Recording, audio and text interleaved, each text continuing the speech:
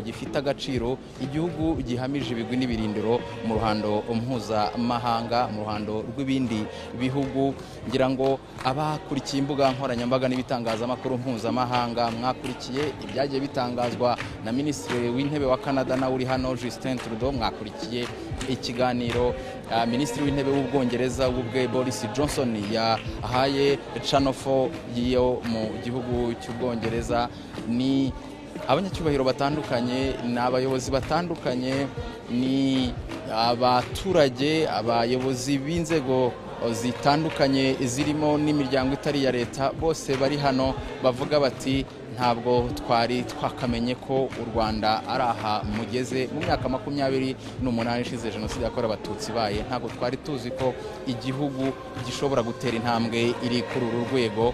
Bikaba binatanga rero isura nshya ku Rwanda, ni inyungu zikomeye ku gihugu cyacu, ni inyungu zikomeye ku munyarwanda wese aho ari, kuba isura y'u Rwanda mu by'ukuri mu mboni za bamwe ihinduka kubera inama nk'iyi ngiyi, cyangwa se kubera ibirori nk'ibi ngibi biba byahurije abanyacyubahiro batandukanye mu rw'imisozi igihumbi. Ni ibirori rero byo ku rwego rwo hejuru bitangira mu kanya gatoya, nkuko mubibona abashyitsi bahagarariye ibihugu na za guverinoma bakaba bageze ahangaha. Uyu akaba ari Perezida wa Ghana na Akufo-Addo umaze kwakirwa na Perezida wa Repubulika Paul Kagame, ari kumwe na Madame Patricia Scotland, akaba ari umunyamabanga mukuru wa Commonwealth. Abanyacyubahiro batandukanye, abakuru b'ibihugu na za guverinoma ndetse n'abatabashe kuboneka bafite bahagarariye ahangaha, barimo ba Vice Perezida b'ibihugu, barimo ba Minisitiri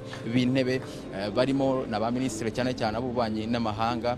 Twavuga ko nibo akenshi abakuru b'ibihugu batabashije kuza, bahagarariwe n'abandi bayobozi bo ku rwego rwo hejuru. Twabwira ko abakuru b'ibihugu n'abaza guverinoma bitabiriye iyi nama bararenga 30. Ni ikimenyetso rero gikomeye cy'uburyo iyi nama ibifite agaciro muri uyu muryango, ariko n'ikimenyetso gikomeye nk'uko umukuru w'igihugu yabivuze ubwo yabakiraga ku meza mu ijoro ryakeye, cy'icyizere bafitiye u Rwanda, cy'agaciro bahaye u Rwanda, cy'icyizere babona mu Rwanda cyane cyane nk'igihugu kigiye kuyobora uyu muryango. Birumvikana mu myaka 2 iri imbere, nacyo ni ikindi kintu gikomeye tutakwirengagiza, abantu bakwiye kuzirikana.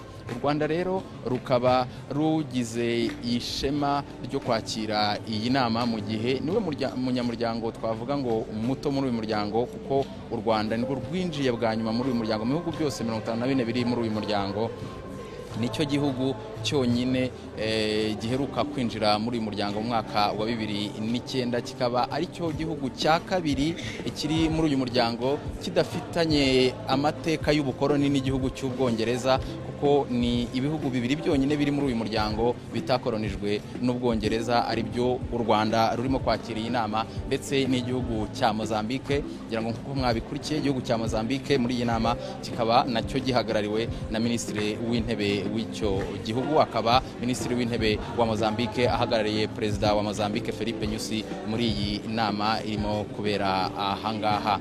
Nkuko mubibona rero, uyu akaba ari Minisitiri w'Intebe wa Canada Justin Trudeau, wakiriwe na nyakubahwa Perezida wa Repubulika Paul Kagame ndetse na Madame Patricia Scotland, umunyamabanga mukuru wa Commonwealth.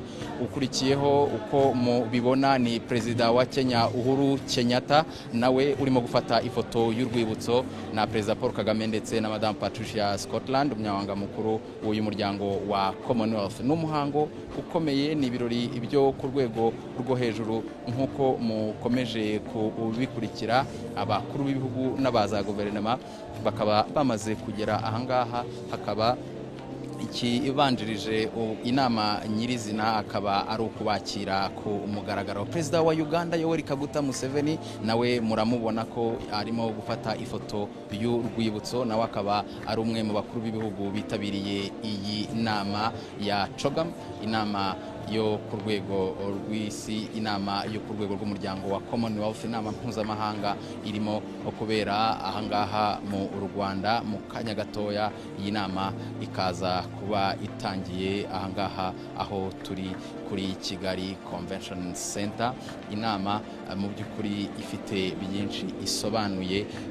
Inama nk'uko mwabikurikiye ku munsi w'ejo yanabanjirijwe n'iy'abaminisitiri b'ububanyi n'amahanga muri uyu muryango wa Commonwealth, bakaba aribo bategura imyanzuro ya nyuma igezwa ku bakuru b'ibihugu, bakaza kuyiganiraho mu rwego rwo guha icyerekezo uyu muryango wa Commonwealth. Insanganyamatsiko y'iyi nama murabizi ko ni ukubaka ejo hazaza heza kandi hasangiwe ku rwego rw'uyu muryango, ku batuye uyu muryango bose, nk'uko mubizi basaga miliyari 2.5. Uyu rero akaba ari Perezida wa Namibia Kagame, nawe ugeze ahangaha umaze kwakirwa na Perezida Paul Kagame ndetse na Madame Patricia Scotland, bakaba bamaze gufata ifoto y'urwibutso nk'uko mu bikurikiye kuri televiziyo zanyu.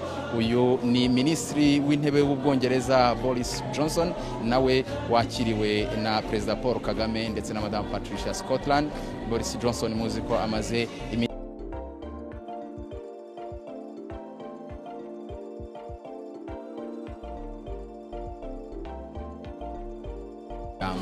wa Commonwealth. Ni inama rero iza gutangira mu kanya gatoya katarambiranye, aho mu by'ukuri ubona abari muri iki cyumba cy'inama bose bategerezanyije amatsiko menshi ibiza kuvugirwamo ndetse n'ibizayivamo. Bigomba gutanga umurongo ukomeye, bigomba gutanga umurongo nyawo waho uyu muryango wose, waho miliyari 2.5 z'abatuye uyu muryango zigomba kwerekeza mu kanya katarambiranye. Rero abanyacyubahiro bakaba baza kwinjira ahangaha mu cyumba cy'inama mbere y'uko inama nyirizina iza gutangira.